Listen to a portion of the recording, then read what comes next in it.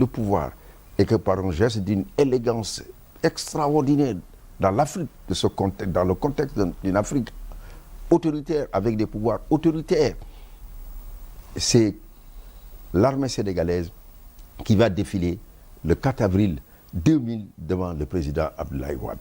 Ce fut le cas lorsque le président Macky Sall a eu à gagner. Et il va de soi que l'armée sénégalaise a défilé le 4 avril 2012 devant le président Macky Sall. Et lorsque le président Macky Sall devait quitter le pouvoir, il faut se rappeler, le 3 juillet 2023, il a décidé de ne pas être candidat. De sorte qu'il n'était pas le candidat. Et nous avons eu une élection ouverte où il n'y avait pas un président sortant en face des autres candidats. Parce que cette décision était une décision très, très, très, très importante. Elle a permis la pacification de l'espace politique et permettre à tous les partis de pouvoir aller en compétition. Il y a un fait qu'on oublie au Sénégal, que je vais vous dire. J'étais le Premier ministre du Sénégal. Oui. Le président Macky Sall a pris une décision. C'est le décret 2024-830 du 27 mars 2024 portant abrogation du décret 2023-1407 du 31 juillet 2023 qui a réinstallé dans la légalité le parti PASTEF, oui, qui a permis à ce parti d'aller à des élections victorieuses qui lui ont permis d'avoir une majorité écrasante à l'Assemblée nationale. En décidant de ne pas aller aux élections, alors qu'il en avait le droit, parce que le Conseil constitutionnel n'a pas pris de décision pour ce cadre. Le président Macky Sall aussi a montré qu'il y a un nouveau palier sur la démocratie sénégalaise. Senghor, c'était la démission. Abdou Diouf, c'était la démission. Abdou Diouf, c'était les félicitations avant même la proclamation des résultats. Abdoulaye Wade, c'était le soir même des résultats qu'il a eu à montrer qu'il félicitait le président élu, Macky Sall. De tout ce que nous constatons, nous voyons donc que cette armée-là n'a pas connu la tentation de commettre un coup d'État. Mais est-ce qu'à votre avis, on n'a pas un peu frôlé le pire? Oui, il faut dire que le Sénégal était dans une situation dangereuse et difficile. Le navire a tangué. Et tout le monde a cru que la porte d'une guerre civile était là.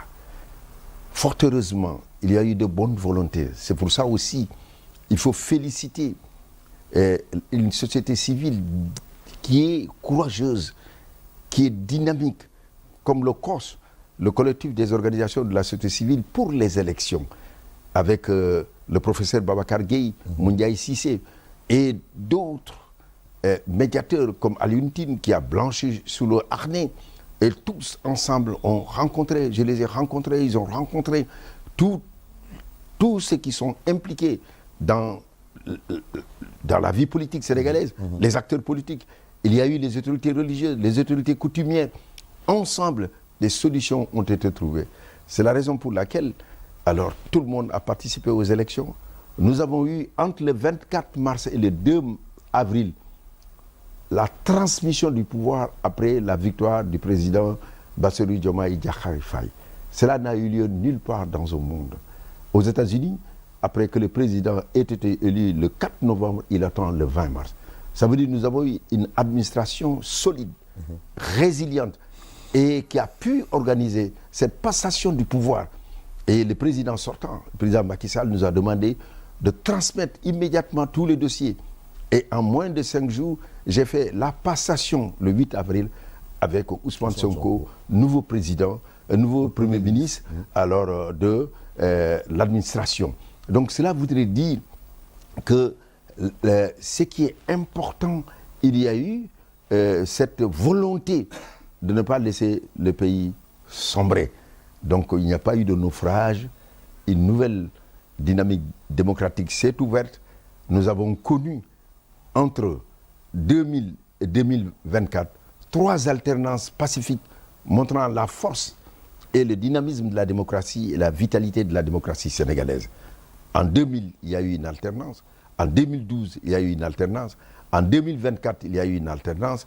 c'est significatif que cette démocratie est solide. Mais ceux qui évoquent la question d'une autre façon, pas d'une autre manière, le président Macky Sall aurait reculé par rapport à une volonté de faire un troisième mandat. Mais à votre avis, vous avez cherché à savoir... Abdoulaye Wade a-t-il reculé?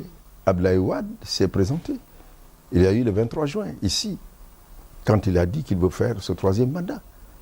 Mais lui, le président Macky Sall, a écrit un ouvrage, Le Sénégal au cœur, où il a dit « Je viens vers vous pour faire mon dernier mandat et solliciter votre suffrage. » Quoi qu'il en soit, il a pris cette décision. Et cette décision est courageuse parce que c'était un des éléments qui alimentait la polémique au niveau du Sénégal. En se disant « Je ne serai pas candidat ». Il a permis ici au Sénégal d'organiser une élection sans qu'il y ait un président sortant. Tous étaient nouveaux. Tous ceux qui étaient en train de concourir, les 20 candidats qui se deviendront 19, aucun d'entre eux n'était président. Et c'est significatif de la volonté de l'homme qui a voulu à un moment tirer à son niveau ce qui lui paraissait être nécessaire pour la stabilité du pays et en même temps pour une transmission du pouvoir dans des conditions qui seront des conditions qui permettent au Sénégal de faire son développement sans sombrer dans la violence. C'est ça qui est significatif. Mais d'accord, mais on a quand même parlé d'un bilan immatériel, oui, qui n'aurait pas été favorable à justement la continuation de l'ère Macky Sall, oui, d'une manière ou d'une autre. Vous savez, le pays a connu entre 2023 et 2024 une crise sans précédent. Sans précédent. Avec des violences inouïes. Nous avons connu au Sénégal des violences du fait du pouvoir. Voilà. Et nous avons connu des violences comme ça. Nous avons connu. Mais ce qui s'est passé était quand même quelque chose qui doit nous amener tous à réfléchir. Et pour qu'à l'avenir, nous puissions l'éviter.